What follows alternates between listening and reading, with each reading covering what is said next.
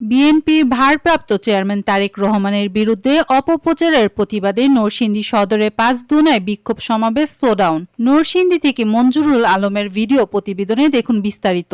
বিএনপির ভারপ্রাপ্ত চেয়ারম্যান তারেক রহমানের বিরুদ্ধে অপপ্রচার, চাঁদাবাজি ও আইন শৃঙ্খলার অবনতির প্রতিবাদে নরসিংদী ৫ শোডাউন ও বিক্ষোভ সমাবেশ করেছে নেতাকর্মীরা।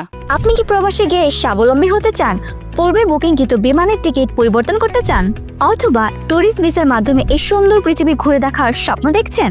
আপনার স্বপ্নকে বাস্তবায়ন করতে A to Z travels and tours আছে আপনার সাথে। ৫ মোড়ে ইউনিয়ন বিএনপি ও সকল অঙ্গ সংগঠনের উদ্যোগে মোসাদ্দেক হোসেন প্রধানের নেতৃত্বে এই কর্মসূচি অনুষ্ঠিত হয়। এই সময় প্রায় অর্ধশতাধিক গাড়ি ও ৫ শতাধিক মোটরসাইকেল নিয়ে শোডাউনে বিভিন্ন এলাকায় পর্যবেক্ষণ করে পুনরায় ৫ মোড়ে এসে শেষ হয়। এই সময় নরসিংদী জেলা যুবদলের সদস্য শাহাদাত হোসেন লাবলু, মাধবদী থানা তরুণ দলের সাধারণ সম্পাদক সাব্বির হোসেন, ৫ ইউনিয়ন ছাত্রদল নেতা আবু হানিফ চৌধুরী এনি, আসলাম মিয়া, যুবদল নেতা রফিকুল ইসলাম সহ আরো অনেকে উপস্থিত ছিলেন। চাঁদাবাজদের বিরুদ্ধে আমি পূর্ব সোচ্চার ছিলাম, এখনো আছি, ভবিষ্যতেও থাকবো।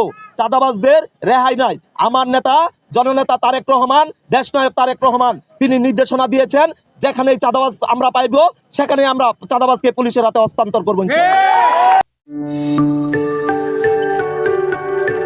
২৬ টেলিভিশন, মাতৃভূমির বন্ধনে।